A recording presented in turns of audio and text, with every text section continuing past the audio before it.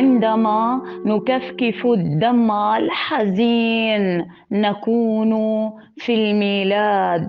عندما نخوض غمار خلاص البلاد نكون في الميلاد. عندما لا نقف بصمت أمام الكوارث والتجويع نكون في الميلاد. عندما نحارب لخلاص لبنان حينها يزغرد الميلاد. عندما نمسح دمع اليتيم ندق جرس الميلاد.